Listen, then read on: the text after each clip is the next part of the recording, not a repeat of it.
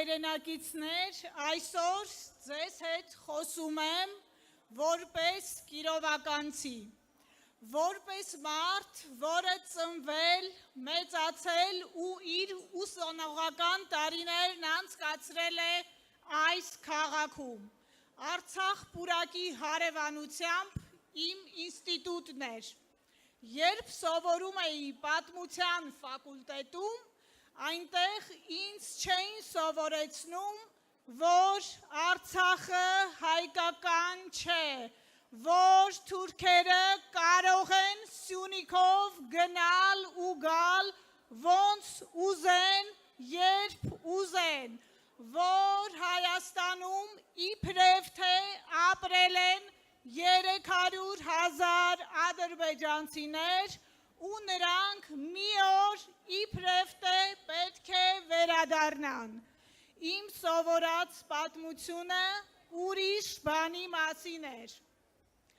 Արժանապատվության ու հաղթանակի մասին էր, որը այս փոքրիկ խմբակը ուզում է մեզնից խլել։ Լոռեցիներ ջան, ես չեմ ուզում, որ մեր քաղաքը դառնա հասանելի թիրախ թշնամուն։ Դուք գիտեք, որ Նիկոլ Փաշինյանը քանդել է Տավուշի պաշտպանական գիծը,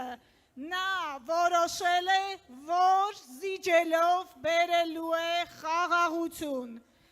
Նա վախեցած է Ալիևից, վախեցած աչքերով մարդը խաղաղություն չի կարող ապահովել։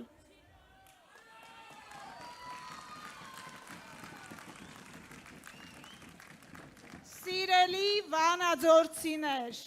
այս կքած, ստորացած վիճակը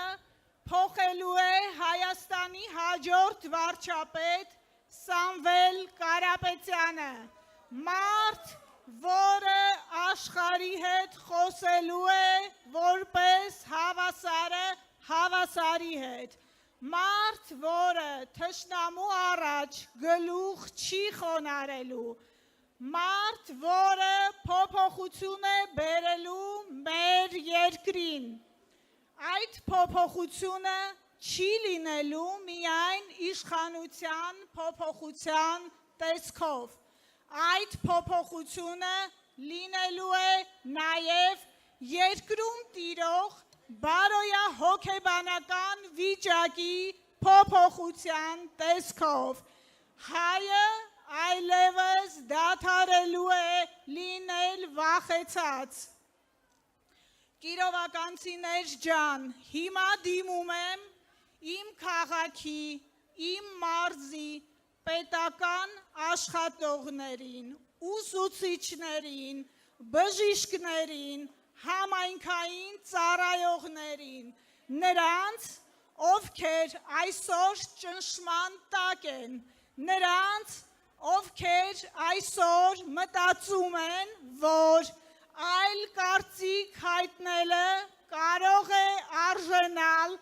աշխատանքի կամ պաշտոնի կորուստ։ Ժողովուրդ, դուք մենակ չեք, մենք ձեզ հետ ենք, մի վախեցեք։ Հունիսի 8-ին դուք շարունակելու եք ապրել, շարունակելու եք աշխատել, բայց առանց վախի մթնոլորտի։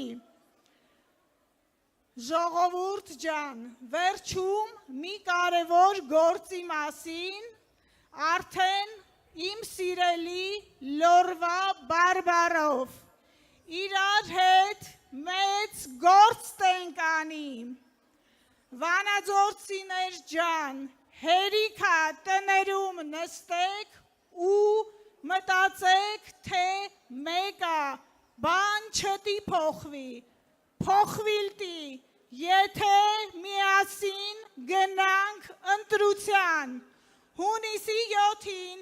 գնալտենք ընտրության ու միասին ճամփիլտենք Նիկոլին իր փոքրիկ խմբակով։